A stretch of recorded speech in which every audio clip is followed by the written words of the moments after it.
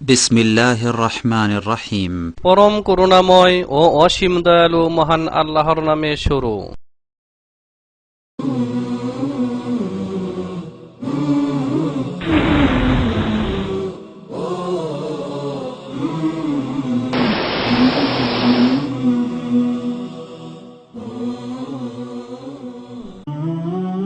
جهرا دعوتك يا كريم وخفية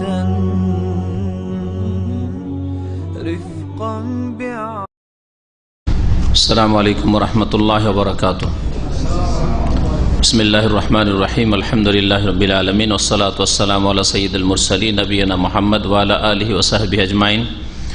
أما بعد فقد قال المؤلف رحمه الله تعالى باب قول الله تعالى يعرفون نعمة الله ثم ينكرونها الآية. قال مجاهد ما معناه هو قول الرجل هذا مالي ورثته عن آبائي. وقال عون بن عبد الله يقولون لولا فلان لم يكن كذا. وقال ابن قتيبة يقولون هذا بشفاعة آلهتنا. وقال أبو العباس بعد حديث زيد بن خالد الذي فيه أن الله تعالى قال أصبح من عبادي مؤمن بي وكافر الحديث وقد تقدم. وهذا كثير في الكتاب والسنة يذم سبحانه من يضيف إنعامه إلى غيره ويشرك به. قال بعض السلف هو كقولهم كانت الريح طيبة والملاح حاذقا ونحو ذلك مما هو جار على ألسنة كثير. আল্লাহ পাক রব্বুল আলমিনের যাবতীয় প্রশংসা যে আল্লাহ পাক রব্বুল আলমিন আমাদেরকে সমস্ত নিয়ামত দান করেছেন, তার নিয়ামত দানে কোনো শরিক নেই। তিনি সব কিছুতেই এক ও একক। যা কিছুই আমাদের কাছে আছে আর যা কিছু আমরা পেয়েছি সবসময় আল্লাহ পাক রব্বুল আলমিন তা মানুষকে, তার মখলুককে আল্লাহ পাক দান করে থাকেন নিয়ামত আল্লাহর পক্ষ থেকে। সালাত এবং সালাম নাজিল করেন মুহাম্মদ রাসূলুল্লাহ সাল্লাল্লাহু আলাইহি ওয়াসাল্লামের উপর, যার রিসালাত, যার শেষ রাসূল, শেষ নবী হয়ে আসা, যার প্রতি কোরআনে কারীম নাজিল হওয়া, যার মাধ্যমে আমাদের হিদায়াত। আল্লাহ পাকের সবচেয়ে বড় নিয়ামত। আল্লাহ পাক রব্বুল আলামিনের নিয়ামতকে আল্লাহ পাকের সাথেই সম্পৃক্ত করতে হবে। এটা হচ্ছে তৌহিদ, আল্লাহ পাকের একত্ব। সব কিছুই আমাদের আল্লাহর তরফ থেকে, সুতরাং তার নিসবত করতে হবে আল্লাহর দিকে, তা সম্পৃক্ত করতে হবে আল্লাহ পাকের সাথে। আল্লাহ পাকের নিয়ামতের কোনো কিছুকে আল্লাহ ছাড়া অন্যের সাথে সম্পৃক্ত করা শিরক।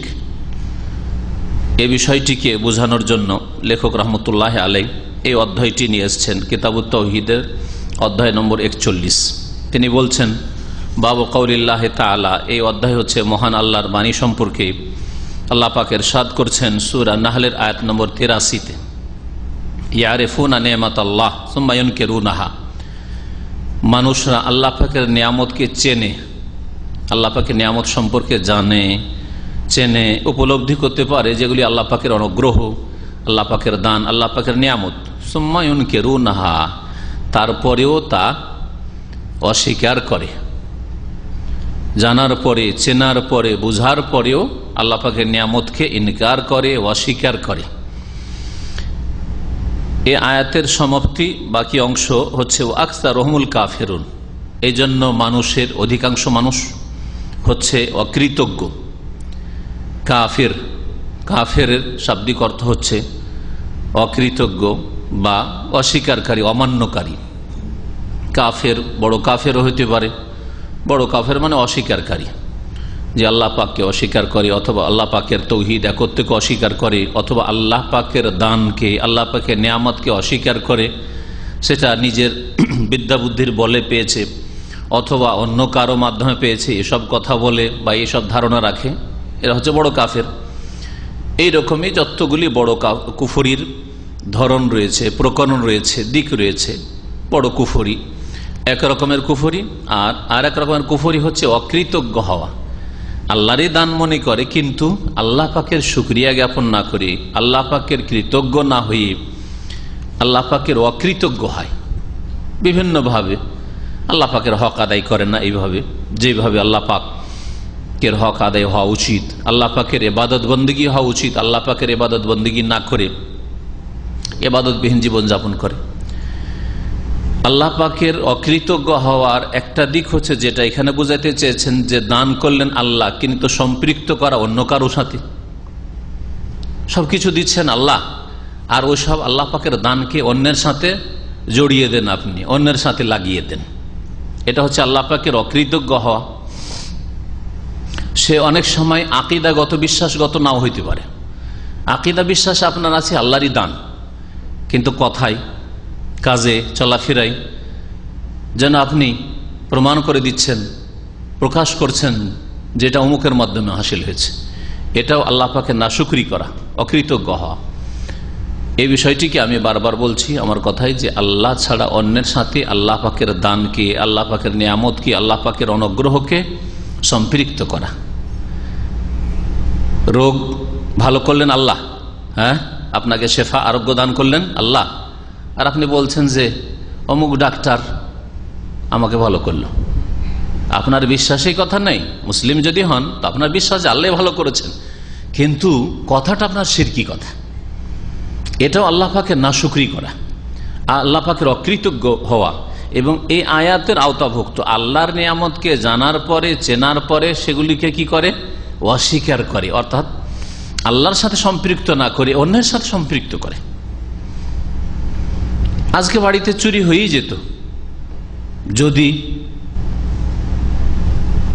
কুকুরটা আওয়াজ করে না উঠত, ঘেউ ঘেউ করে না উঠত, হ্যাঁ, যদি অমুক না জেগে যেত তাহলে আজকে চুরি হয়ে যেত। সেই সময়টায় বাড়িতে হঠাৎ করে মেহমান চলে এসছে, লোকজন দেখে চোর পালিয়ে গেছে, না হলে চুরি হয়ে যেত। সুবহানাল্লাহ, চুরি হওয়া থেকে রক্ষা করলেন আল্লাহ। হ্যাঁ, সম্পৃক্ত করলেন আপনি কোনো মানুষের সাথে, অথবা কুকুরের সাথে, অথবা আর কিছুরই সাথে। এগুলি হচ্ছে আল্লাহ পাকের অকৃতজ্ঞ হওয়া, যে বিষয়গুলি এখানে উল্লেখ করা হবে। আসল উদ্দেশ্য হচ্ছে এই অধ্যায়ে এবং এরপরে আরো কয়েকটি অধ্যায় রয়েছে, সেগুলিতে শিরকে আসগার, ছোট শিরক সম্পর্কে আলোচনা করা। কিন্তু ছোট শিরক কখনো কখনো বড় শিরকে পরিণত হইতে পারে, যদি মনে করেন যে সেগুলি তারাই দিয়েছে বা তাদের মাধ্যমে হাসিল হয়েছে, আর আল্লাহ পাকের তরফ থেকেই পেয়েছি, কিন্তু আপনি কথাই সম্পৃক্ত করলেন ওইসব নিয়ামতকে, ওইসব দানকে, বা ওইসব বিপদ আপদ থেকে বেঁচে থাকাকে অন্যের সাথে সম্পৃক্ত করে দিলেন। ভাগ্য ভালো যে আমার আব্বাকে তাড়াতাড়ি করে ডাক্তার কাছে নিয়ে গেছিলাম, না হলে মারাই যেত। সুবহানাল্লাহ, হায়াতের মালিক আল্লাহ, মওতের মালিক আল্লাহ। খালাকাল মওত ওয়াল হায়াত, হায়াত মওত সৃষ্টি করেন আল্লাহ পাক রব্বুল আলামিন, আর আপনি সম্পৃক্ত করে দিলেন তার বেঁচে থাকাকে, হ্যাঁ, ডাক্তারের সাথে, চিকিৎসার সাথে, যে দ্রুত চিকিৎসা হয়েছে সেই তদবিরের সাথে। এগুলি হচ্ছে আল্লাহ পাকে না শুকরি করা, অকৃতজ্ঞ হওয়া। এগুলি ছোট শিরক সাধারণ অবস্থায়, কিন্তু যদি কেউ মনে করে যে না আল্লাহ নয়, এগুলির মাধ্যমে হয়েছে, তাহলে সেটাই বড় শিরক হইতে পারে। প্রত্যেকটি ছোট শিরকে বড় শিরকের দিক রয়েছে, যদি সেটা আল্লাহ ছাড়া অন্যের যাদের মাধ্যম বা যাদের মাধ্যমে হাসিল হয়েছে, যাদের দ্বারা হয়েছে, তাদের থেকেই পাওয়া গেছে যদি মনে করেন, তাহলে বড় শিরকে পরিণত হইতে পারে।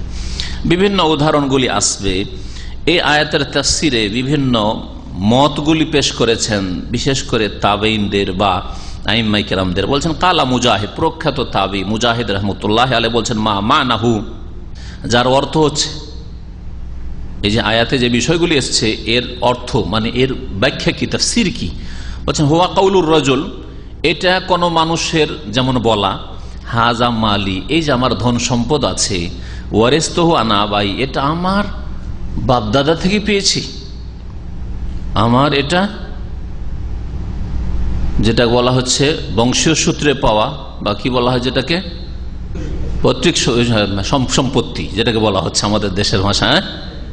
এইভাবে আল্লাহ পাক দান করেছেন, আসলে কোন মাধ্যম দিয়ে এসেছে, সেটা আপনার মেহনত করতে হয়নি, পরিশ্রম করতে হয়নি, বাপের ইনকাম করা, দাদার ইনকাম করা থেকে পেয়ে গেছেন। কিন্তু আপনি বলবেন যে ওয়ারিসতু আন আবাই, আমার বাপ দাদা থেকে এটা পেয়েছি, এটা শব্দের দিক থেকে, কথার দিক থেকে শিরক, এজন্য এটা শিরকে আসগার।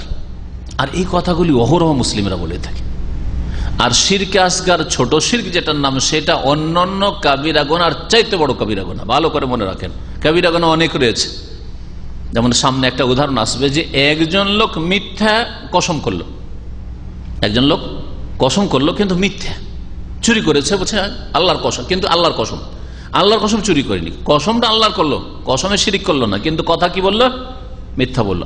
আর একজন বলল সত্য কথা বলছে, আসলে চুরি করেনি, হ্যাঁ চুরি করেনি, আর বলছে আমি বাপের কসম করে বলছে, মায়ের কসম করে বলছে যে আমি চুরি করিনি।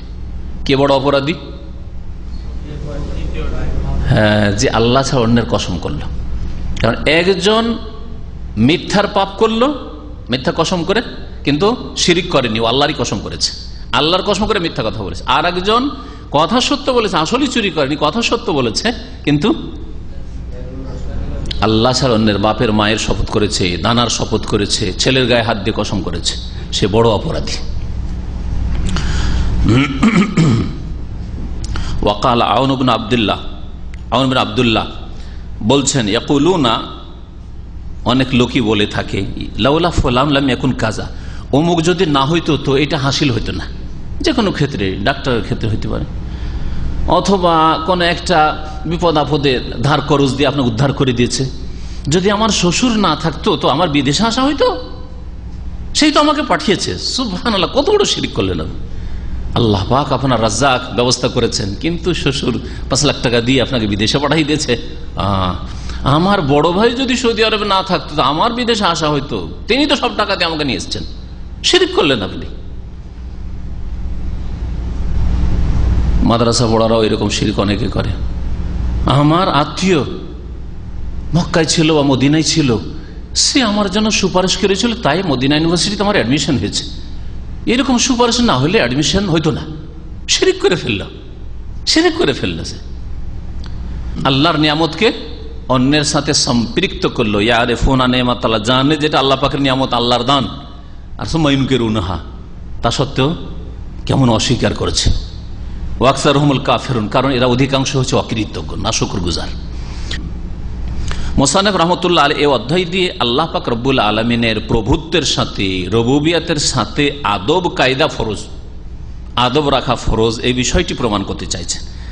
আর এই রকম কথাগুলি, এই ধরনের যতগুলি কথা হতে পারে, আল্লাহর দান সম্পৃক্ত করলেন আর কারো সাথে, তাহলে এতে আপনি আল্লাহর সাথে বেয়াদবি করলেন। আপনি আল্লাহর সাথে আদব রক্ষা করা হচ্ছে বেতাজান্নবিল আলফাজি শিরকিয়া, শিরকি কথা থেকে আপনি বেঁচে থাকবেন। যেমন কানিসবাতি নিয়ামেলা গায়রিল্লাহ, নিয়ামতকে আল্লাহ অন্যের সাথে সম্পৃক্ত করা, কারণ এটা তৌহিদের পূর্ণতা বিপরীত, তৌহিদের পূর্ণতার পরিপন্থী বিষয়। তৌহিদের পূর্ণতা হচ্ছে যে আল্লাহর দান, আল্লাহর নাম নেবেন। হ্যাঁ, যদি কারো শুকরিয়া আদায় করতে হয় তো বলবেন আল্লাহ পাক রব্বুল আলামিনের রহমতে অমুক ভাইয়ের মাধ্যমে আল্লাহ পাক এই ব্যবস্থাটা করেছেন।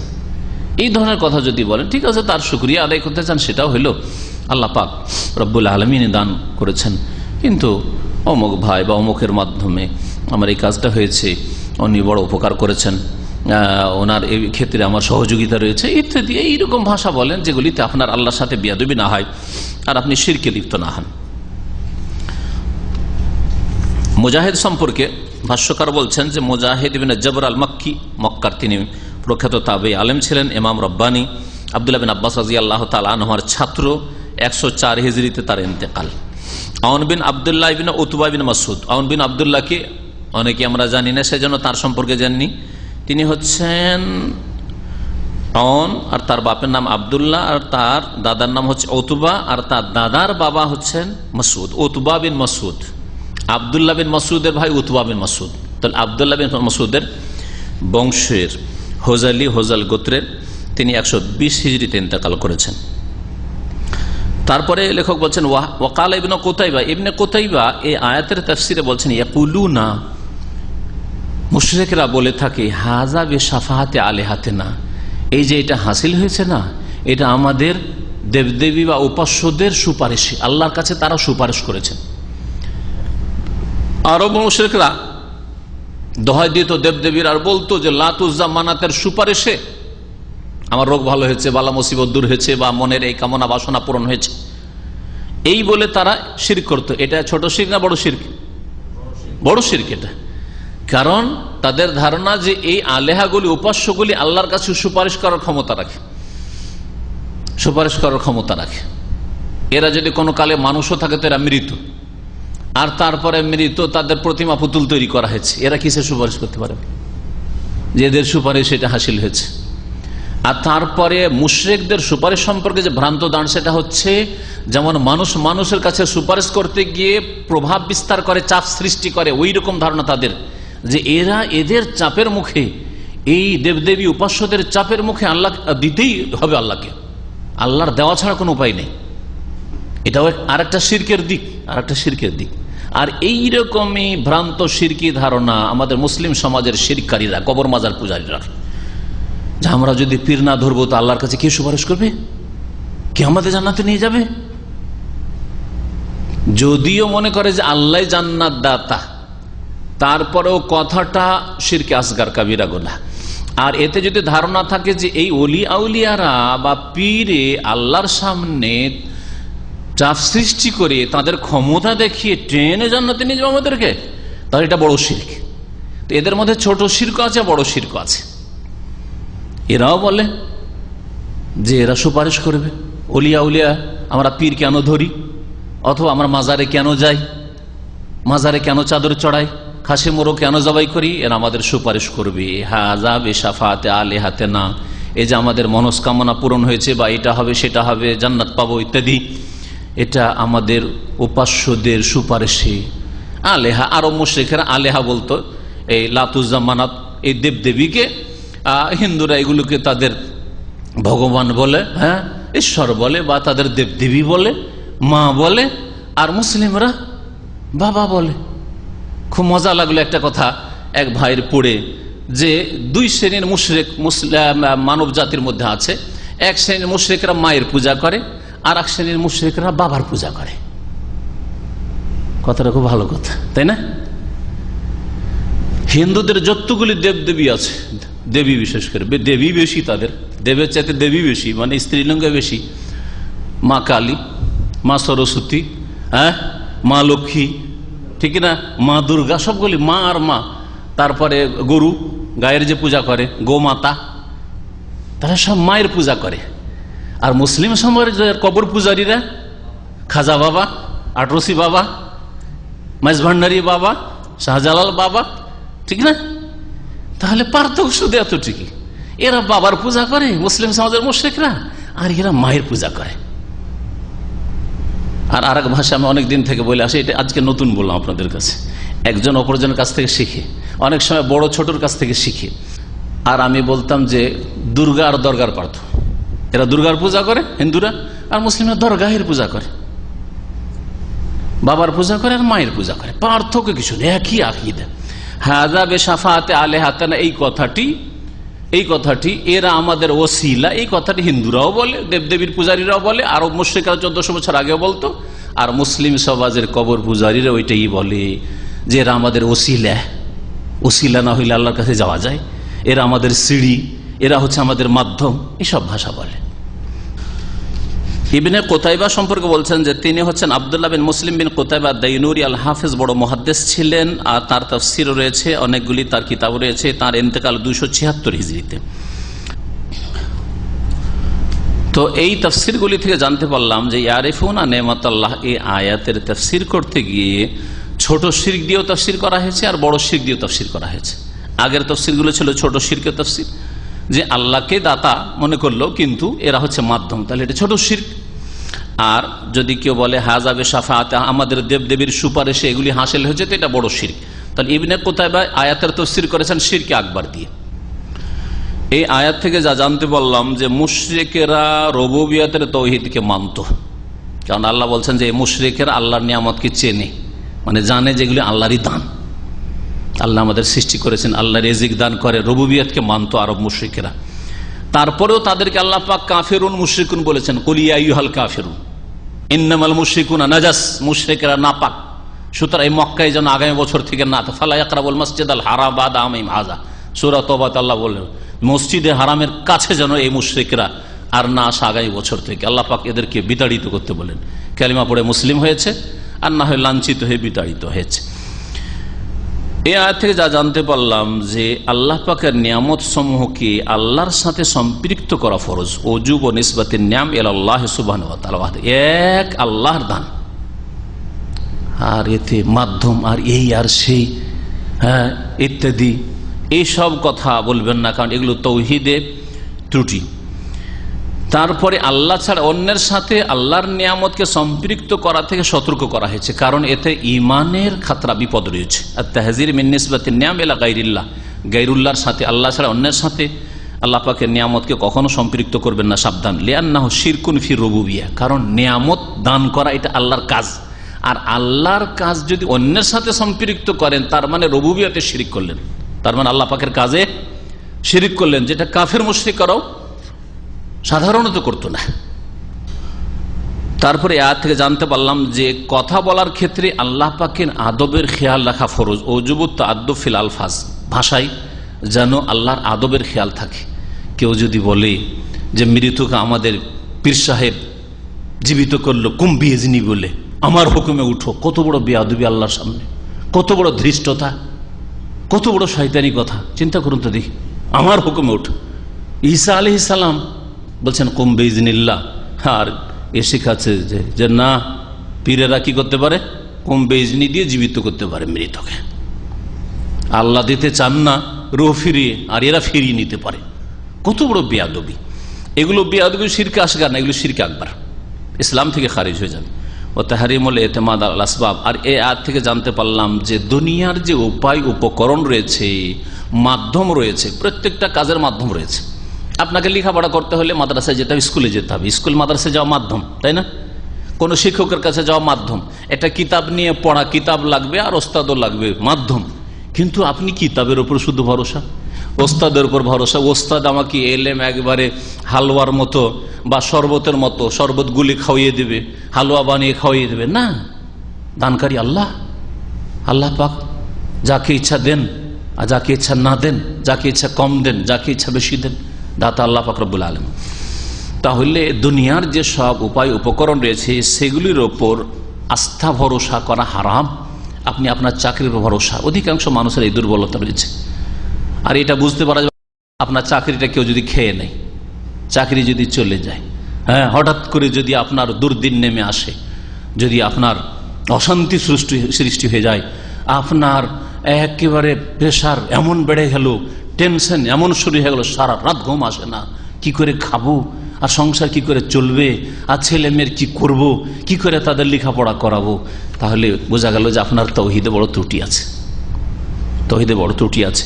আর এইরকম ত্রুটি অধিকাংশ মানুষের মধ্যে রয়েছে। সেজন্য তাওহীদ ঠিক করাটা অত সহজ কথা নয়। আর তাওহীদ ঠিক করে নিলে যে আল্লাহ জান্নাত দেবে নিশ্চিত, এতে কোনো সন্দেহ নেই। কারণ যার তাওহীদ ঠিক হয়ে যাবে সে বেনামাজি থাকতে পারে না। যার তাওহীদ ঠিক হবে ও চুরি করতে পারে না, কারণ চোর চুরি করছে। তাওহীদের একটা দিক হচ্ছে আল্লাহ তো দেখছেন, আল্লাহ তো শুনছেন। কোথায় তাওহীদুল আসমা সিফাত নাই যে আল্লাহ নাম সামিউন বসির আর খবীর আলিম? তাহলে তাওহীদ যার ঠিক হয়ে যাবে সে নিশ্চিত জান্নাতে যাবে, এতে কোনো সন্দেহ নেই। ওয়াকালা আবুল আব্বাস, আবুল আব্বাস কুনিয়াত, উপনাম কার? ইমাম ইবনে তাইমিয়া রহমতুল্লাহ আলাই, শেখুল ইসলাম আহমদ ইবনে আব্দুল হালিম ইবনে তাইমিয়া, তার দাদির নাম ছিল তাইমিয়া, প্রসিদ্ধ ইবনে তাইমিয়া বলে দাদির সাথে সম্পৃক্ত করে, আর তার উপনাম ছিল আবুল আব্বাস। আবুল আব্বাস, অথচ তার ছেলে মেয়ে কিছুই ছিল না। তো এর দ্বারাও বোঝা গেল, এবং নবী সাল্লাল্লাহু আলাইহি ওয়াসাল্লাম সাহাবা কেরামদের মধ্যে এরকম আছে যে ছেলে মেয়ে না থাকলেও অমুকের বাপ বলে ডাকা যাবে, অমুকের মা বলে ডাকা যায়। মা আয়েশা রাদিয়াল্লাহু তাআলা আনহার কুনিয়াত, উপনাম ছিল উম্মে আব্দুল্লাহ, আব্দুল্লাহর মা। তার ছেলে মেয়ে ছিল না। বিবাহর আগেও কেউ নিজের নাম রাখতে পারে এরকম, বা ছেলে মেয়ে হয়নি তার আগে নিজের নাম আবু আব্দুল্লাহ, আবু তালহা, ওই ইত্যাদি করতে পারে। ইমাম ইবনে তাইমিয়া রাহমাতুল্লাহ আলাইহি বলছেন ওই হাদিসের পরে, ওই হাদিসের ভাষ্যে, কোন হাদিস? যায়েদ বিন খালিদ থেকে বর্ণিত, আল্লাযী ফিহি, যে হাদিস একটা লম্বা হাদিস, তাতে রয়েছে আন্নাল্লাহ তাআলা কাল, আল্লাহ পাক রব্বুল আলামিন বললেন সকালবেলা, আসবাহা মিন ইবাদি মুমিনুন বি ওয়া কাফির, আজকে আমার কিছু বান্দা মুমিন হয়েছে আর কিছু বান্দা কাফের হয়েছে। হ্যাঁ, আমার কিছু বান্দা আমার প্রতি ঈমান নিয়ে এসছে, আমার প্রতি যারা ঈমান নিয়ে এসছে তারা কাফেরুন বিল কাওকাব, তারা নক্ষত্রের সাথে কুফরি করেছে। তাহলে বোঝা আল্লাহর প্রতি ঈমানের দাবি হচ্ছে যে নক্ষত্রকে অস্বীকার করা। আর কিছু বান্দা এমন আছে যারা কি হয়েছে, মুমিনুন বিল কাওকাব, নক্ষত্রের প্রতি বিশ্বাস করেছে, ওয়া কাফিরুন বিয়ার, আমার সাথে কুফরি করেছে। কারা? হাদিস কারা জানা আছে? রাত্রে বৃষ্টি হয়েছিল, আর আরো মুশরিকদের মধ্যে এরকম শিরকি আকীদা ছিল যে বিশেষ বিশেষ বিশেষ মৌসুম আছে, ওই মৌসুমে যখন ওই নক্ষত্রগুলি আকাশে দেখা যায় তখন এই নক্ষত্রের মাধ্যমে বৃষ্টি হয়। তো নক্ষত্রের মাধ্যমে আল্লাহই দাতা, নিয়ামত আল্লাহর, বৃষ্টির নিয়ামত, কিন্তু নক্ষত্রের মাধ্যমে বৃষ্টি হয়, এই কথা বলা কথাই শিরক, শিরক আসগার। আর যদি কেউ বিশ্বাস করে যে না আল্লাহ বৃষ্টি দেয়নি, ওই নক্ষত্র দিয়েছে, তাহলে বড় শিরক। যেমন কেউ যদি বলে দুর্গা পূজা বা দশরা পূজা, হিন্দুদের দশরা পূজার সময় ভারতের মুসলমানরা অনেকে বলে যে দশরা পূজাতে তো বৃষ্টি হবে, বৃষ্টি হোক আর না হোক, এই আসছে কিছুদিন পর দশরা পূজা আসছে, তখন বৃষ্টি হবে। এই কথাটি দুই শিরকের এক শিরক অবশ্যই, দুই অবস্থা ছাড়া তৃতীয় কোনো অবস্থা নেই। একটি অবস্থা হচ্ছে যদি মনে করে বৃষ্টিদাতা আল্লাহ, কিন্তু এই দশরা পূজার মৌসুমটা হচ্ছে বৃষ্টির মৌসুম, এই সময়ে বৃষ্টি হবে মৌসুম, আর এই সময়ে বৃষ্টি হবে, তাহলে এই সময়টাকে সে মাধ্যম মনে করলো, শিরকে আসগার করলো। বিশেষ করে গায়রুল্লাহ পূজা হচ্ছে আর সেই সময়টাকে মনে করলো ভ্রান্ত কথা, যেটা কারণ নয় সেটাকে কারণ বলে আখ্যায়িত করা হচ্ছে শিরকে আসগার, ছোট শিরক। আর যদি কেউ মনে করে যে দশরা পূজার সময় বৃষ্টি হবে, কারণ দশরা পূজা যেসবের পূজা হচ্ছে দেবদেবীর, ওদের ক্ষমতা আছে বৃষ্টি দানের, ওরা বৃষ্টি দেওয়ায় আল্লাহর সাথে কিছু পার্টনারশিপ রাগে, ভাগ রাখে, ওদের কিছু কথা চলে, সুপারিশ চলে, তাহলে বড় শিরক করল, তাহলে বড় শিরক করল। কেউ যদি মনে করি যে অমুক পীর সাহেবের, শাহজালালের মাজারে ওরস লাগছে, বা খাজা বাবার মাজারে, খাজা মঈনুদ্দিন চিশতির আজমিরে ওরস লাগতে যাচ্ছে, এই ওরসের সময় বৃষ্টি হবেই হবে, তাহলে হয় বড় শিরক নয় ছোট শিরক, হয় বড় শিরক, যাতে ইসলাম থেকে খারিজ হবে। যদি মনে করে যে খাজা বাবাই দাতা, বৃষ্টি দাতা, আর যদি মনে করে যে এটা হচ্ছে মৌসুম আর এটা হচ্ছে বৃষ্টি হওয়ার কারণ, তাহলে ছোট শিরক করলো, কাবিরা গুনাহ। এই হাদিস সংক্ষেপ করে দিয়ে বলছেন ওয়াকাদ তাকাদ্দামা, এর আগে এই হাদিস সম্পর্কে বিস্তারিত আলোচনা হয়েছে, এর একটা অধ্যায় কিতাবুত তাওহীদ আলোচনা হয়েছে। ওয়াহাযা কাসীরুন ফিল কিতাব ওয়াস সুন্নাহ, কোরআনে ও হাদিসে এইরকম অনেক দলিল রয়েছে যে আল্লাহর নিয়ামতকে অন্যের সাথে সম্পৃক্ত করলে আল্লাহর সাথে কুফরি করা হয়, আল্লাহর নিয়ামতের অকৃতজ্ঞ হওয়া। ইয়াজুম্মু সুবহানাহু মান ইউযিফু ইনামাহু ইলা গায়রি, আল্লাহ পাক নিন্দা করেছেন ওই সব লোকদের যারা তার নিয়ামত অনুগ্রহকে আল্লাহ ছাড়া অন্যের সাথে সম্পৃক্ত করে, ওয়ুশরিকু বিহি, আর আল্লাহর সাথে শরীক করে থাকে।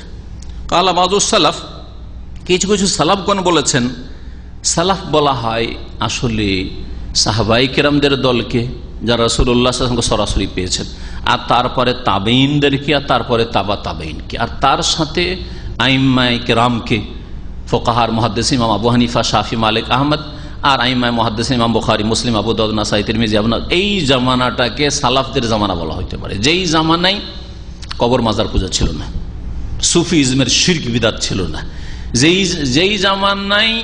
যেই জামানাতে ইসলাম এভাবে বিকৃত হয়নি মুসলিম সমাজে, যদিও কিছু বাতিল ফিরকা বেরিয়েছিল, কিন্তু বাতিল ফিরকাগুলি চিহ্নিত ছিল, সবাই, সব মুসলমানরা জানতো যে এরা বাতিল ফিরকা, এরা হচ্ছে রাফেজা, না এরা হচ্ছে খারেজি, না এরা হচ্ছে মুরজিয়া, এরা হচ্ছে জাহমিয়া, জানতো। তো এই সালাফগণ অর্থাৎ কোন সাহাবী অথবা তাবি, তারা বলছেন হুয়া কাকাউলহিম, এই আল্লাহর সাথে শিরক করা ছোট শিরক, যেমন বা আল্লাহর নিয়ামতকে অন্যের সাথে সম্পৃক্ত করা, যেমন অনেকে বলে থাকে কি কানাতের রিহ তাইয়্যিবাতান ওয়াল মাল্লাহু হাযিকান, আজকে আমরা নদীর সফরে ছিলাম বা সমুদ্রের পথে, পানি পথে আমরা সফরে ছিলাম, আর বাতাস খুব সুন্দর ছিল। বাতাস সুন্দর থাকলে, অনুকূলে যদি বাতাস থাকে, তাহলে কি হয়, তাড়াতাড়ি গন্তব্যস্থানে পৌঁছা যায়, হ্যাঁ, ভালো চলে নৌকা বা পানি জাহাজ। তো বাতাস খুব সুন্দর ছিল, ওয়াল মাল্লাহু হাযিকান, আর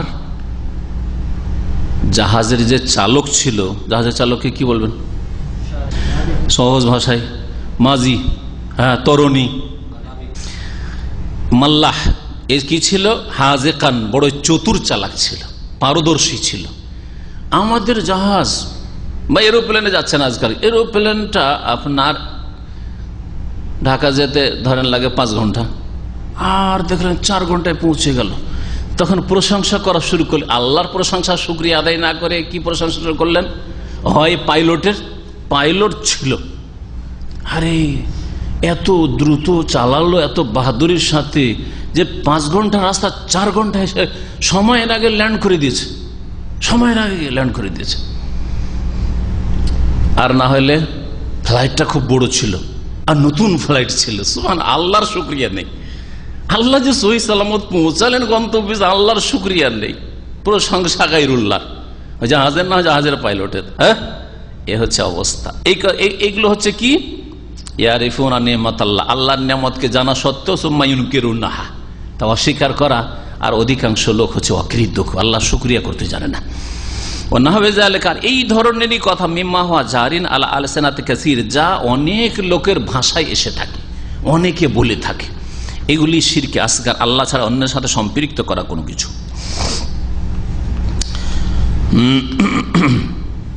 বলছেন যে আল্লাহ ছাড়া অন্যের সাথে আল্লাহর নিয়ামতকে কেউ যদি সম্পৃক্ত করে, তাহলে এর হুকুম কি? যদি আমি আলোচনায় বলে দিচ্ছি যে বড় শিরক হইতে পারে, ছোট শিরক। ভাষ্যকার শেখ সালেহুল ফৌজান হাফিজাহুল্লাহর ভাষায় শুনুন, ইনকানাল মুতাকাল্লিম বিযালিকা লাম ইয়াকসুদ আন্না রিহা ওয়াল মাল্লাহ ওয়া নাহু যালিকা ওয়াল ফাইল, যদি যেই ব্যক্তি বলছে এই কথাটি, শিরকি কথাটি, সে যদি এ উদ্দেশ্য না করে যে এরাই দাতা, এরাই উদ্ধার করেছে, বাতাসের কারণে আমি সহি সালামত পৌঁছতে পেরেছি, বা আমি মাঝির পারদর্শী হওয়ার কারণে আমি সহি সালামত পৌঁছতে পেরেছি, এটা উদ্দেশ্য নয়, বরং আল্লাহ সহি সালামত পৌঁছেছেন। কিন্তু এগুলি হচ্ছে মাধ্যম। মিন দুনি খালকিল্লাহ ওয়া আমরিহি ওয়া ইন্নামা আরাদা নিসবাত ইলা সাবাব, বরং কারণের সাথে সম্পৃক্ত করেছে যে এইটা হচ্ছে কারণ।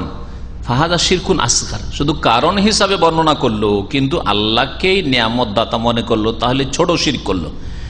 লিআন্নাহু আযাফান নিয়ামাত ইলা, ছোট শিরক কেন করলো? কারণ আল্লাহর নিয়ামতকে অন্যের সাথে ভাষার দিকে সম্পৃক্ত করলো, কথাই আল্লাহর নিয়ামতকে অন্যের সাথে লাগাই দিল। ওয়াল ওয়াজিব ইজাফাতু ইলাল্লাহ, অথচ তার জন্য ফরজ ছিল আল্লাহর সাথে সম্পৃক্ত। আল্লাহ সহি সালামত পৌঁছিয়েছেন, আল্লাহ আমাকে তাড়াতাড়ি আমার গন্তব্যস্থানে পৌঁছে দিয়েছেন, আল্লাহ ভালোভাবে পৌঁছে দিয়েছেন। ওয়াইন কান ইয়াকসুদ আন্নাল হাযিহিল আশিয়া, আর কেউ যদি উদ্দেশ্য করে যে এই জিনিসগুলি আল্লাহ ছাড়া স্বয়ংসম্পূর্ণ, এইগুলির মাধ্যমে আমি গন্তব্যস্থানে পৌঁছেছি বা আমি সাকসেস হয়েছি, ফাহাদা শিরকুন আকবার, তাহলে বড় শিরক হয়ে যাবে। ডাক্তারই আমাকে ভালো করেছে, ওষুধ দামি ওষুধ ছিল, আর বিদেশি ওষুধ জানেন, এক একটা ইঞ্জেকশন 10,000 টাকা করে। আরে ইঞ্জেকশনে কি প্রশংসা করে দেখবেন অনেক রুগী আর রুগীর আত্মীয় স্বজন, এক একটা ইঞ্জেকশন 10,000 টাকা করে, 10টা ইঞ্জেকশন লাগিয়েছি, ভালো হবে না? এমনিতে ভালো হয়েছে, আউযুবিল্লাহ, আল্লাহর নামই নেই, এমনিতে ভালো হয়েছে, টাকার জোরে ভালো হয়েছে, বলে এরকম কথা বলে না। আর এই যে বাড়ি ফিরে এসছে, বিছানা থেকে উঠেছে টাকার জোরে, ওখানে তো মহিলারাও বলে, পুরুষরাও বলে, অশিক্ষিত বলে, শিক্ষিত বলে। আল্লাহ পাক হেদায়েত করে এই মুসলিম সমাজকে, যারা এত বড় বড় শিরকি কথা বলে। যদি এটা ভাষাই বলে আর বিশ্বাস থাকে যে আল্লাহ দাতা, তাহলে ছোট শিরক করলো। আর যদি এরকম বিশ্বাস থাকে আল্লাহর কথা খেয়ালে আসে না, একবারও খেয়ালে আসে না, এই ডাক্তারের মাধ্যমে, ওষুধের মাধ্যমে, পয়সার জোরে, তাহলে বড় শিরক করে ফেললো।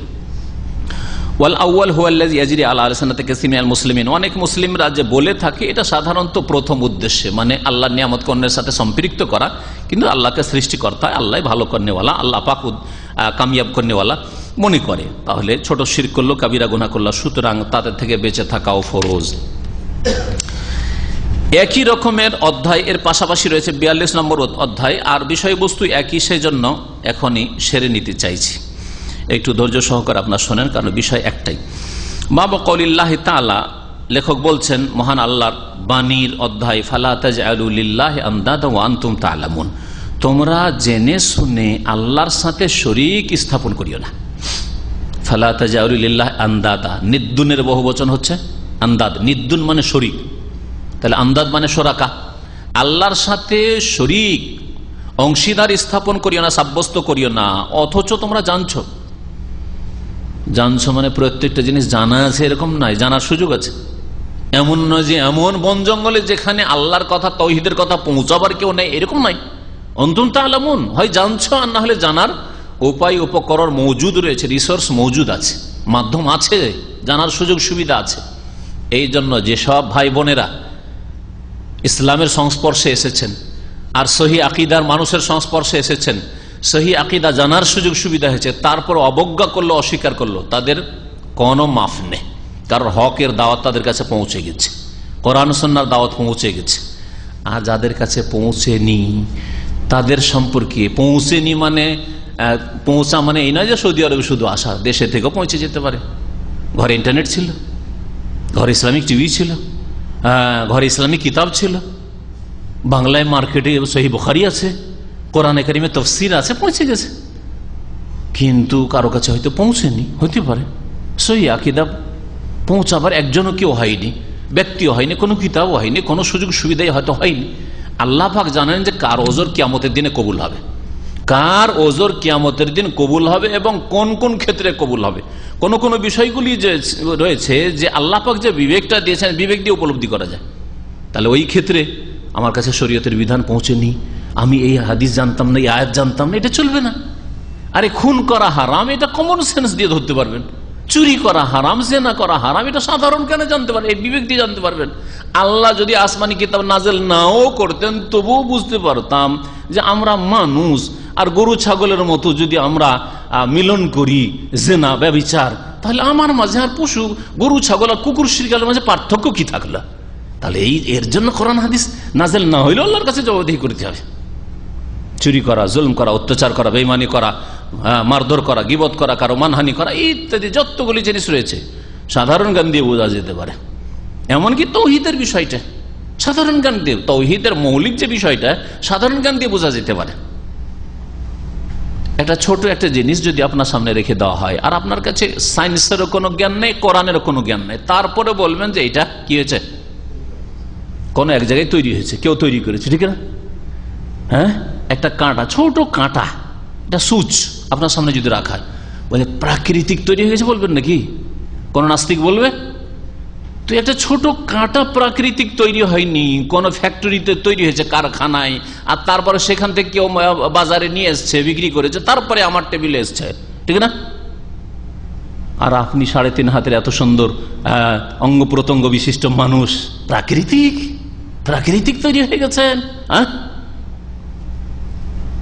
এইভাবে আল্লাহ কখনো মানবেন না। এই জন্য তৌহিদের বিষয়টি তো মনে রাখবেন যে কেউ যদি শিরক করে মারা যার বলে আল্লাহ জানতাম না, ওজোর একেবারে গ্রহণযোগ্য নয় আল্লাহ পাকের কাছে। কারণ মানুষ জ্ঞান দিয়ে উপলব্ধি করতে পারে যে সৃষ্টিকর্তা এক, সৃষ্টিকর্তা একাধিক হতে পারে না। এই জন্য আল্লাহ পাক যুক্তিও পেশ করেছে তৌহিদের ক্ষেত্রে, লাউ কানা ফীহিমা আলিহাতুন ইল্লাল্লাহ লাফাসাদাতা। এই আসমান জমিনে একাধিক যদি এলাহ মাবুদ উপাস্য হতেন, তাহলে পৃথিবীতে একদিন না একদিন কি হইতো, বিশৃঙ্খলা হইতো, লড়াই হতো, যুদ্ধ হইতো, আর ধ্বংস হয়ে যেত। মানব জাতির ইতিহাসে কত যুদ্ধ হয়েছে, কত যুদ্ধ হয়েছে, লড়াই হয়েছে। আর আসমান জমিনের মালিক যদি 2 এলাহ হবে, যুদ্ধ হবে না কখনো, ধ্বংস হবে না। জাপান ধ্বংস হলো, অমুক দেশ ধ্বংস হলো, অমুক দেশ ধ্বংস হলো, আফগানিস্তান ধ্বংস হলো, ইরাক ধ্বংস হইলো যুদ্ধে, আর আসমান জমিনের কোনোটাই জিনিস ধ্বংস হচ্ছে না। যদি একাধিক এলাহ থাকবে তো তাহলে যুক্তিও বলে যে না, এলাহ এক সত্তায় রয়েছেন, তিনি আল্লাহ পাক রব্বুল আলামিন, যিনি সর্বশক্তিমান, যাকে কেউ পরাজিত করতে পারে না, যাকে কেউ হারাতে পারে না। লা ইউজিজুহু শাইউন ফিল আরদি ওয়ালা ফিস সামা, আসমান জমিনে কেউ তাকে পরাস্ত করতে পারে না, হারাতে পারে না, ব্যর্থ করতে পারে না, আল্লাহ পাক বলেছেন। তো যাই হোক, আল্লাহ পাক বলছেন আল্লাহর সাথে শরীক করিও না তোমরা জেনে শুনে। সূরা বাকারা আয়াত নম্বর 22। ইবনে আব্বাস রাদিয়াল্লাহু তাআলা আনহুমা এই আয়াতের তাফসীরে বলছেন আন্দাদ মানে হচ্ছে শিরক, নির্দুনের বহুবচন শিরক। আল্লাহর সাথে শিরক করিও না। আখফা মিন দাবিবিন নামলি আলা সাফাতিন সাউদা ফি যুলমাতিল লাইল। শিরক বিশেষ করে যদি শিরকে খাফি, গোপনীয় শিরক হয়, শিরক মানুষের মধ্যে এমন ভাবে অজান্তে, এমন ভাবে সংক্রমণ করে যায়, শিরকের অনুপ্রবেশ ঘটে যে মানুষ নিজেও টের পায় না। নামাজ পড়ছেন, তাকওয়া, পরেজগারি, মাশাআল্লাহ দাড়ি আর ইসলামিক কাজ করছেন, ওর মাঝখানে রিয়াকারি ঢুকে গেল, লোক দেখানোর নিয়ত ঢুকে গেল। টের পেলেন না আপনার মধ্যে শয়তান শিরিক ঢুকিয়ে দিল। লোক দেখানোর নিয়ত চলে আসলো, দুনিয়ার স্বার্থ চলে আসলো, দিন করতে গিয়ে দুনিয়ার গরজ চলে আসলো। বহু রকম ভাবে শিরক শয়তান ঢুকিয়ে থাকে মুসলিম সমাজে। শিরক হচ্ছে কেমন? আখফা মিন দাবিবিন নামলে, বলছে দাবিব মানে হচ্ছে চলা, দাব্বায়াদুব মানে চলা, মাটির ওপর চলা, আর নামল মানে হচ্ছে পিপিলিকার চলা। পিপিলিকা কেমন ভাবে চলে? মানুষ হাঁটলে পায়ের একটু ধাপধুপ ধাপধুপ হয়, কিছু আওয়াজ হয় কি পিপিলিকার? যে কোনো মাটিতে চলুক, ধুলাতে চলুক, আর পাথরের উপরে চলুক, আর যেখানে চলুক না কেন, শক্ত মাটিতে চলুক আর নরম মাটিতে চলুক, যদি পিপিলিকা চলে কোনো আওয়াজ হবে? আর পিপিলিকা তাও যদি চলে আবার আলা সাফাতিন সৌদা, কালো পাথরের উপর, পিপিলিকা কালো পাথরের উপর দেখা যাবে। সাদা পাথর হলে বোঝা যাবে ছোট জিনিস। হ্যাঁ, ছাড় পোকা দেবেন বিছানায়, ছাড় পোকার রঙেরই যদি চাদর থাকে বা রঙিন চাদর থাকে খুঁজে পেয়েছেন না, কিন্তু যদি সাদা সাদা চাদর থাকে অথবা একটু হলুদ থাকে তো একটু দেখা যাবে, তাই না? যাতে ফুটে উঠবে, ভালো করে খেয়াল করে দেখবেন। বলছে যে শিরক কেমন? শিরক হচ্ছে কালো পাথরের উপর পিপিলিকা চলার চাইতে বেশি সূক্ষ্ম, গোপনীয়। আর সেই কালো পাথর রাতের অন্ধকারে, এক রাতের অন্ধকার, রাত অন্ধকার কালো হয়ে আছে, আর পাথরও কালো, আর তার উপরে একটা পিপিলিকা আর চলছে এই অন্ধকারে, বুঝতে পারবেন যে পিপিলিকা চলছে। এর চাইতে সূক্ষ্মভাবে গোপনীয় ভাবে শিরক ঢুকে পড়ে। কি ধরনের শিরক? যেমন কথায় কথায় শিরক, মানুষের বিভিন্ন রকমের শিরক হয়ে থাকে। তার মধ্যে কিছু উদাহরণ এখানে দিয়েছে। ওয়াহুয়া আন্তাকুল, যেমন তুমি যদি এরকম কথা বলো, ওয়াল্লাহি, আল্লাহর কসম, ও হায়াতিকা, আল্লাহর কসম আর তোমার জীবনের কসম। আপনাকে একটু হয়তো আমাকে আজব লাগছে, কারণ আমরা বাংলা ভাষায় আল্লাহর কসম তোমার কসম বলি না, কিন্তু আরবরা জাহিলিয়াতের যুগে এরকম বলতো অহরহ, ওয়াল্লাহি ওয়া হায়াতিক, আল্লাহর কসম তোমার হায়াতের কসম। ওদের কাছে কোনো ব্যাপার না, ডাল ভাত। যেমন আমার দেশে বাপের কসম, মায়ের কসম, হ্যাঁ দানা ছুঁয়ে বলছি, হ্যাঁ ছেলের গায়ে হাত দিয়ে বলছি, এই যে স্বামীকে ছুঁয়ে বলছি মহিলারা বলে, কোনো ব্যাপার না, ও কসম রাত দিন করতে আছে, গায়রুল্লাহর কসম শিরক করতে আছে। এক এক সমাজে এক এক রকমের শিরক আছে। আরো সমাজে এই রকমের শিরকি কথা ছিল, ইয়া ফুলান হায়াতি, তারপর আর আমার জীবনের কসম, আমি যদি তোকে মিথ্যা কথা বলি তা আমি বাঁচবো না, বলেন আমার দেশে, আমার ছেলে বাঁচবে না। দানা ছুঁয়ে বলছি, চোখে হাত দিয়ে বলছি, মানে আমার চোখ থাকবে না, এগুলো আমার দেশের ডাল ভাত শিরিক। ওই রকমই আরবদের এরকম হায়াতি, আমার জীবনের কসম, প্রাণের কসম। ও তাকুল, আর আরব লোকেরা এরকম বলতো, লাউলা কোলাইবা তো হাজায়, এই হ্যাঁ কুকুরনিটা যদি না থাকতো, কি বলেন স্ত্রীলিঙ্গ কুকুরকে, হ্যাঁ হ্যাঁ কে বললো কুত্তি, হ্যাঁ হ্যাঁ এই কুত্তি, কোলাই বাতন মানে আসলে কুত্তি, কুকুরনি। এই যদি কুকুরনিটা না থাকতো তাহলে আতানা লসুস, তাহলে বাড়িতে চোর চলে আসতো। আজকে চোর এসেছিল, যেমন কুকুরটা ঘেউ করে উঠেছে পালিয়ে গেছে, না হলে চুরি হয়ে যেত, বুঝছেন? গরুটা লাফিয়ে উঠেছে আমাদের বর্ডার এলাকার মানুষ আমরা, তো গরু চুরি, বাড়ির ঘর থেকে যদি বেরিয়ে যায় তো আর গরু পাওয়া যায় না, কারণ মাঠে নামলে বর্ডার, আর বর্ডার পার করে দিলে চলে গেল, যা হাত ছড়া। এখন ও দাম দিয়ে ওই কিনে নিয়ে আসে, চোরের বাড়ি থেকে কিনে নিয়ে আসতে হয়, আমরা চোখের সামনে দেখেছি। গরুর মূল্য ধরেন 10,000 টাকা, 6,000 7,000 টাকা দিয়ে কিনে নিয়ে আসছে, চোখের সামনে দেখছে কিনে নিয়ে আসছে, কিচ্ছু করার নাই, কারণ ওইদিকে পুলিশ ঠিক রেখেছে, এদিকে সবকে পয়সা দিয়ে সবকে ঠিক রেখেছে, কিচ্ছু করার নাই, পয়সা দিয়ে কিনে নিয়ে আসছে। তারপর লাভ হলো 10,000 টাকার গরুটা 6,000 পেলাম, কিনে আসছে। এগুলো দেখে আমরা মানুষ হয়েছি, এসব পরিবেশে আমরা বড় হয়ে উঠেছি। তো এইরকম কথা বলতো যে চুরি হতে হতে বেঁচে গেছে, চুরিটা হয়নি। কিরকম হয়েছে? গরুটা লাফিয়ে উঠেছে, গরু যদি লাফিয়ে না উঠতো তো আজকে চুরি নিশ্চিত, এরকম কথা বলে চাষিরা। শিরক। ওয়ালাউলাল বাত্তফিদ্দার, বাড়িতে যদি এই হাঁসটা না থাকতো, বাত্তুন মানে হচ্ছে হাঁস, হাঁসটা না, হাঁস বা মোরগের স্বভাব হচ্ছে যে অপরিচিত মানুষ যদি বাড়িতে দেখে তো কক কক কক করে উঠবে, ডেকে উঠবে। যেমনই হাঁস ডেকে উঠেছে, আরে কি হলো কি হলো, লাফিয়ে উঠেছে, কি হলো, শ্রীকাল বাড়িতে ঢুকেছে না বন বিলাই ঢুকেছে। হ্যাঁ, এইরকম মনে করে ঢুকে দেখছে চোর ঢুকেছে, আসলে চোর পালিয়ে গেল। যদি এই হাঁসটা যদি শব্দ করে না উঠতো তাহলে তো বাড়িতে চুরি হইতো, আজ চোর পালাইলো। বলছে ওয়ালাউল আলবাত ফিদ্দার লা আতাল লসুস, যদি বাড়িতে হাঁস না থাকতো তাহলে চোর আজকে চলে আসতো। লিসুন মানে চোর, আর ওর জামা হচ্ছে বহু বছর লসুস। ওয়াকাউলুর রাজুল লিসাহিবি, আর একজন মানুষ আরেকজনকে বলে মাশাআল্লাহ শেতা, কাউকে খুশি করার জন্য মাশাআল্লাহ শেতা, কফিলকে খুশি করতে গিয়ে অনেকে এইরকম কি বলে ওটাকে চামচাগিরি করা, চামচাগিরি গায়রুল্লাহ, আল্লাহ ছাড়া অন্যকে খুশি করার জন্য, তোষামুদ করার জন্য আর খোসামুদ করার জন্য কত কি যে করে। আল্লাহ যদি না হইতো আর আপনি যদি না হইতেন তো আমাকে কে এখানে রাখে, আমি তো থাকতামই না। মালিককে বা সুপারভাইজারকে বলছে আমি থাকতাম না, কিন্তু আপনার জন্য শুধু আছি। আউযুবিল্লাহ, আপনার জন্য আছি, কেমন কথা। এসব ভাষাগুলি শিরকি ভাষা আসলে।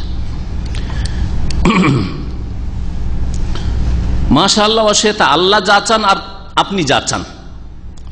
ওয়াও দিয়ে যদি বলে তাহলে শিরক, আল্লাহর সাথে শরীক সমান করে দিল।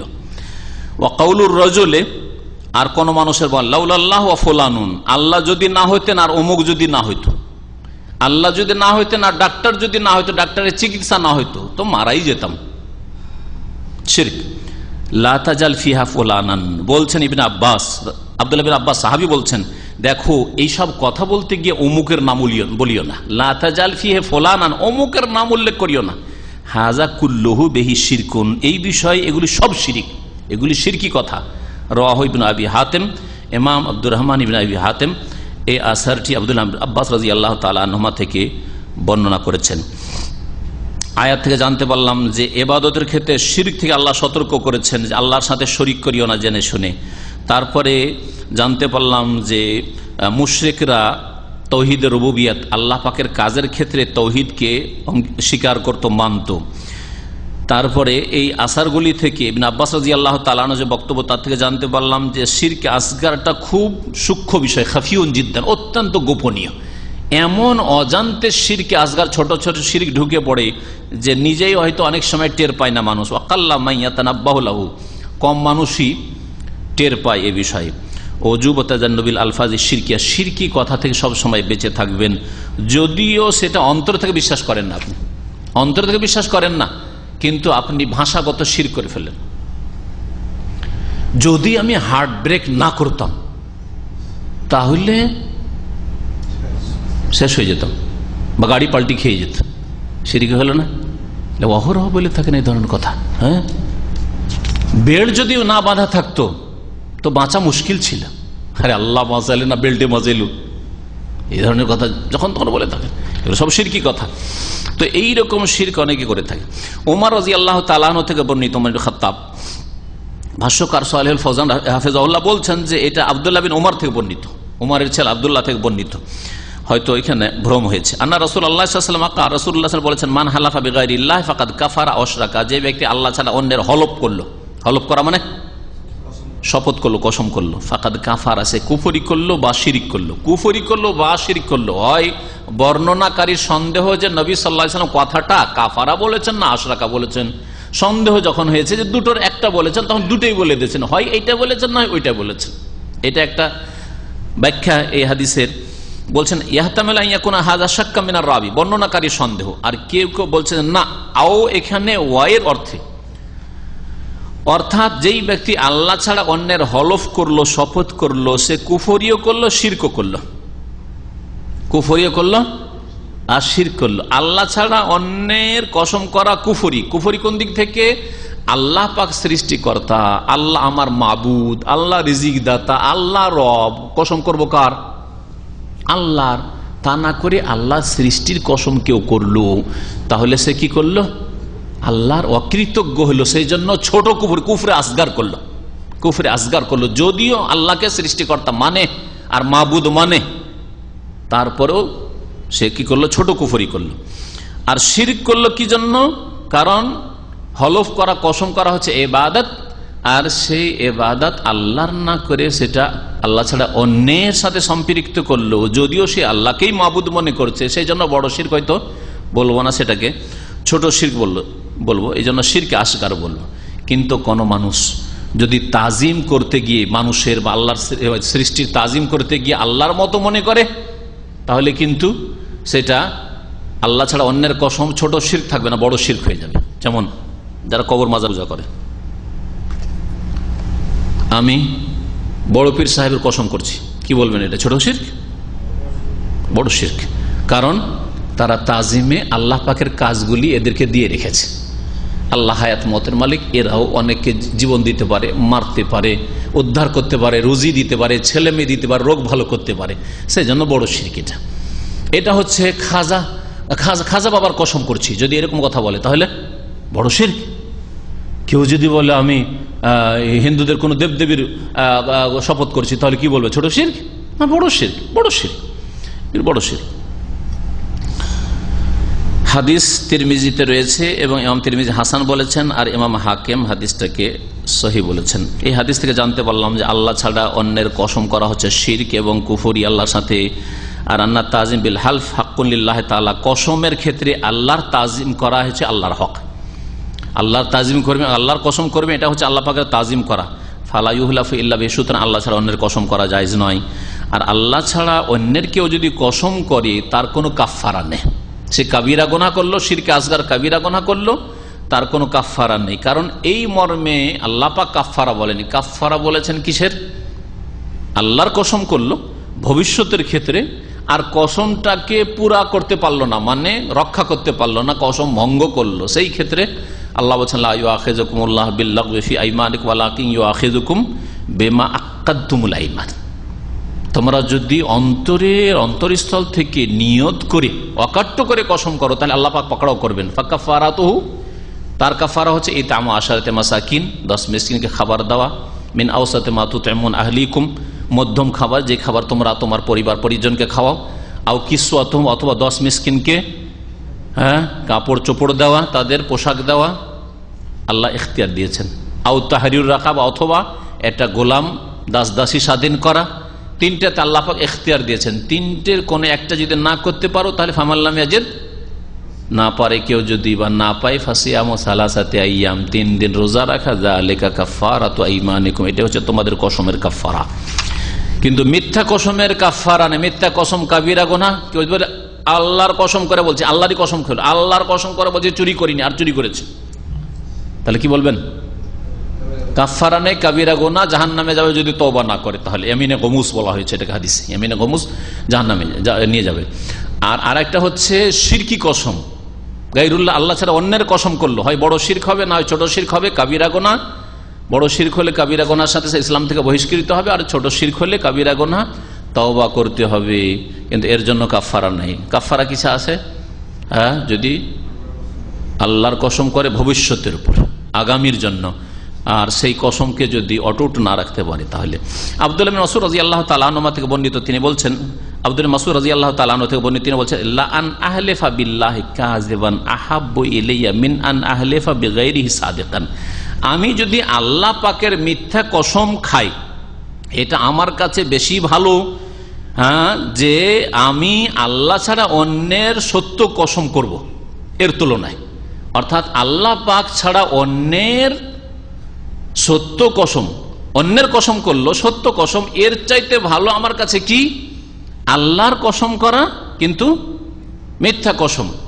শুরুতে আমি কথাটা বলেছি, আব্দুল্লাহ মাসউদ রাদিয়াল্লাহু তাআলা আনহুর কথা, ওই কথাটা কি, যে একজন লোক আল্লাহর কসম করলো, আল্লাহর কসম রে ভাই তোর কোনোদিন বদনাম করিনি, আসলে বদনাম করেছে। হ্যাঁ, তাহলে কি মিথ্যা বলার কাবিরা গুনাহ হইল। আর আরেকজন বলছে মায়ের কসম করে বলছি, দানার কসম করে বলছি, দানা মিলবে না আমার, মিথ্যা কথা বললে, যে কি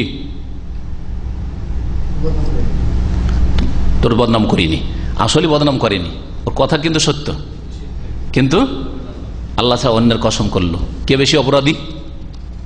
এই যে আল্লাহ ছাড়া অন্যের কসম করলো। এই জন্য আব্দুল্লাহ মাসউদ সাহাবী বলছেন যে আল্লাহর কসম মিথ্যা করা, তার মানে এই না যে তিনি মিথ্যা কসম খেতে চাইছেন, কিন্তু দুটা পাপের মধ্যে এইটা পাপ আমার কাছে হালকা, হালকায় কথা বলতে চাইছেন তিনি। এই আসার থেকে বোঝা গেল যে শিরকে আসগার হচ্ছে সমস্ত কাবিরা গুনাহার চাইতে বড় কাবিরা গুনাহ, কারণ মিথ্যা বলা কাবিরা গুনাহ, আর মিথ্যা বলার চাইতে বড় পাপ হচ্ছে কি গায়রুল্লাহর কসম করা। সেজন্য বোঝা গেল যে শিরকে আসগার কাবিরা গুনাহার চাইতে বড় কাবিরা গুনাহ।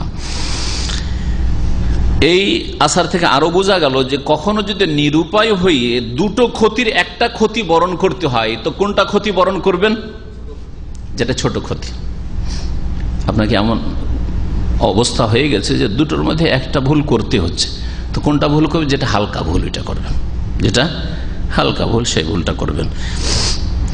তারপরে বলতে চাইছেন দিক্কাতু ফিকহ ইবনে মাসউদ, আব্দুল্লাহ মাসউদ রাদিয়াল্লাহু তাআলা আনহু যে কত ফকিহ ছিলেন, হ্যাঁ, দিন সম্পর্কে জ্ঞানী ছিলেন, যে তিনি একদিকে শিরকে আসগার আর আরেকদিকে হচ্ছে গায়রুল্লাহর কসম করা, আরেকদিকে হচ্ছে মিথ্যা বলা।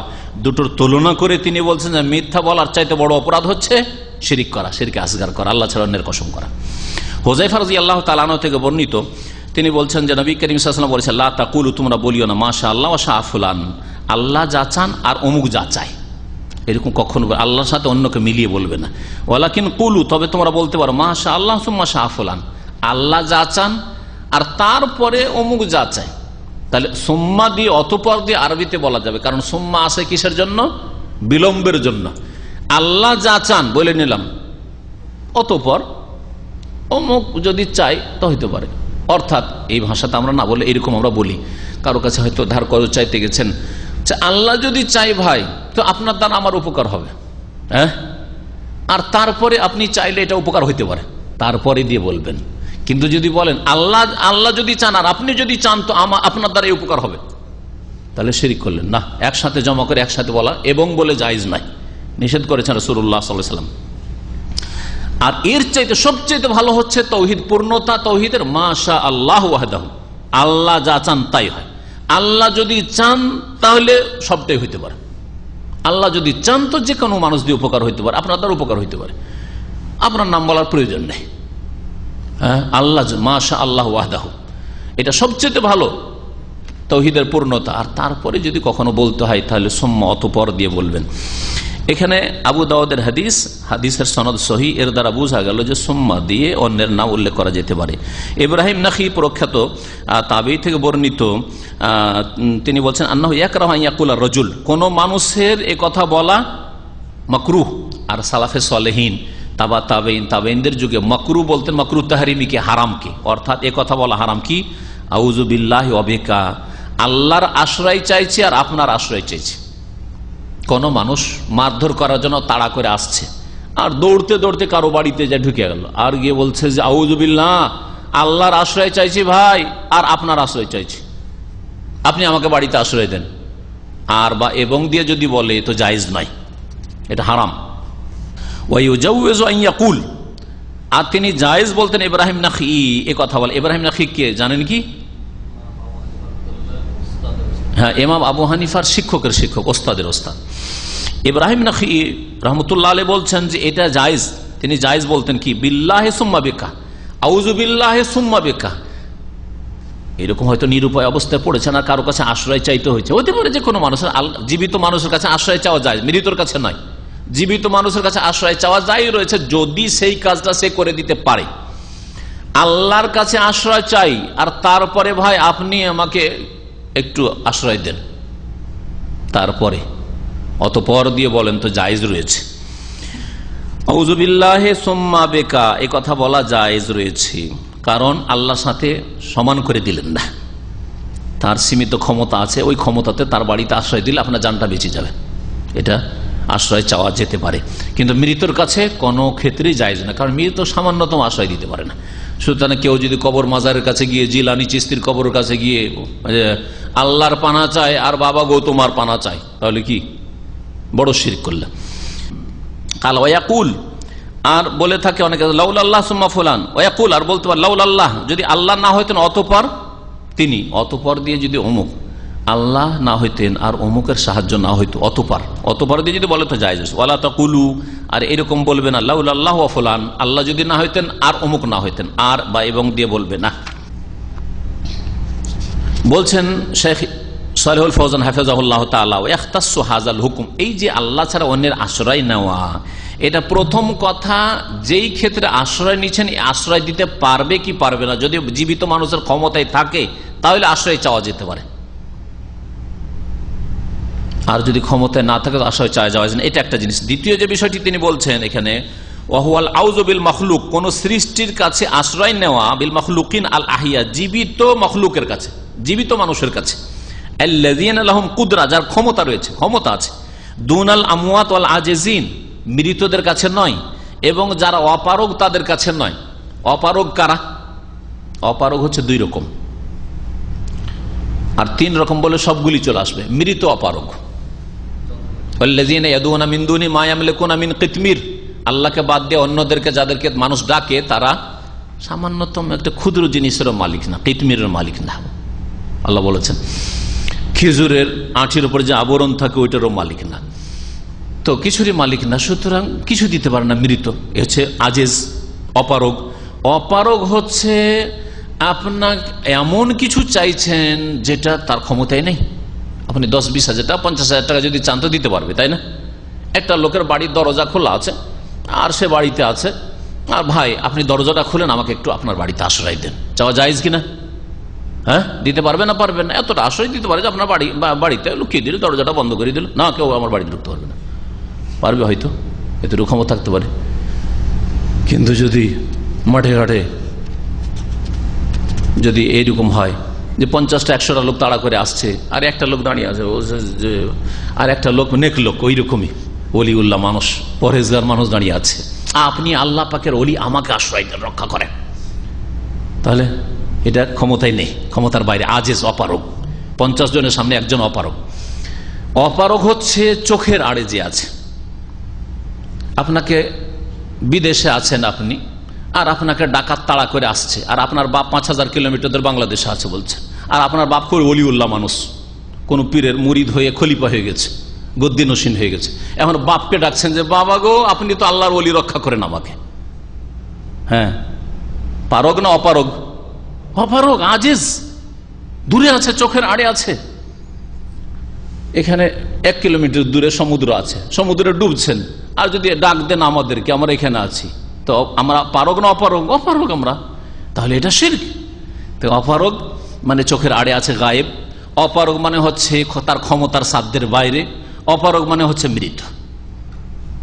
আর এমন কোন ক্ষেত্রে যদি হয় যে পারবে সাহায্য করতে, আর আপনি যদি সাহায্য চান আল্লাহ ছাড়া অন্যের কাছে, তো জায়েজ রয়েছে, কিন্তু আল্লাহ পাক রব্বুল আলামিনের সাথে মিলিয়ে নয়। এই হাদিস থেকে আমরা জানতে পারলাম যে মাশা আল্লাহ ওয়াশাইতা, আল্লাহ যা চান আর তুমি যা চাও, এই কথা বলা হারাম, তাহরিম, হারাম। আর এইরকমই যে কোনো কথা ওয়াও দিয়ে মিলিয়ে, কারণ এতে আল্লাহর শরীক করে দেওয়া হয়। আর যদি জাওয়াজু কওলে মাশা আল্লাহ সুম্মা শাইতা, আল্লাহ যা চান আর অতঃপর সুম্মা শাইতা, অতঃপর আপনি যা চান, এই কথা বলা জায়েজ রয়েছে। যাতে সুম্মা বলা হয়েছে বা অতঃপর, তারপরে আপনিও তো কিছু করতে পারেন আমার জন্য, এইরকম ভাবে যদি বলেন জায়েজ রয়েছে। ইসবাতুল মাশিয়াতে লিল্লাহ ওয়া ইসবাতুল মাশিয়াতে লিল আবদ, আর এই উদাহরণগুলি দিয়ে যে সালাফে সালেহরা দিয়েছেন, আল্লাহ যা চান অতঃপর আপনি যা চান, এর দ্বারা বোঝা গেল যে আল্লাহর চাওয়া হচ্ছে সবচেয়ে বড় চাওয়া, আর মানুষেরও কিছু স্বাধীনতা আছে, চাওয়ার ক্ষমতা রয়েছে কিছু সীমিত। মানুষ পাথরের মতো নয় জমথম, যে যেখানে পাথরকে ফেলে দেওয়া হয়েছে পড়ে আছে কিয়ামত পর্যন্ত, না নড়াইলে নড়বে না, এরকম নয়। মানুষেরও কিছু চাওয়া পাওয়ার ক্ষমতা আছে, কিছু যেটু শরীরে ক্ষমতা আছে। এক কথা এটা আকীদার বিষয় যে আল্লাহও চান আর মানুষও চায়, কিন্তু মানুষের চাওয়ার, সৃষ্টির চাওয়ার ওপর আল্লাহর চাওয়া কাজ করে। ওমা তাশাউনা ইল্লা আইয়াশা আল্লাহ রব্বুল আলামিন, তোমরা চাইলেই হয় না, বরং আল্লাহ পাক রব্বুল আলামিন যা চান তাই হয়ে থাকে। অর্থাৎ আমাদেরও কিছু নড়াচড়ার ক্ষমতা আছে, কিন্তু আমাদের সমস্ত ক্ষমতা কার ক্ষমতার আয়ত্তে? আল্লাহ পাকের চাওয়ার আয়ত্তে, আল্লাহ পাকের ক্ষমতার আয়ত্তে। এক কথায় তকদিরের সাথে সম্পৃক্ত এই কথাটি। মানুষ একেবারে অসহায় নয়, বরং নিজের কর্ম করার শক্তি আছে। হ্যাঁ, আর মানুষ একেবারে নিজের কর্মে পুরো স্বাধীন নয় যে আমি যা ইচ্ছা তাই করে নেব, না। তাহলে যাদের যে টার্গেট রয়েছে, ছেলেকে ডাক্তার বানাবো, বৈজ্ঞানিক বানাবো, প্রধানমন্ত্রী বানাবো, রাজা বানাবো, রাজা বানিয়ে দিত। রাজা বানাইতে বানাইতে রাজার পেছনখানে যুবরাজ হয়েছে আর মারা গেল। হলো না? তাহলে বোঝা গেল যে সবার চাওয়ার ওপর আল্লাহর চাওয়া। আল্লাহ চাননি যে এই লোক রাজা হোক, বাদশাহ হোক, সেই জন্য রাজার পরে ওলি আহাদ হওয়ার পরে যুবরাজ হওয়ার পর যেতে পারলো না, প্রিন্স হয়ে থেকে গেল, হচ্ছে না? হ্যাঁ, কিন্তু মানুষ একেবারে অসহায় না পাথরের মতো। হ্যাঁ, যারা জবরিয়ে একটি ফিরকা গোমরা হয়েছে, মানুষ হচ্ছে মজবুর, মানে পাথরের মতো। সুতরাং নামাজ রোজা হজ জাকাত করে লাভ কি?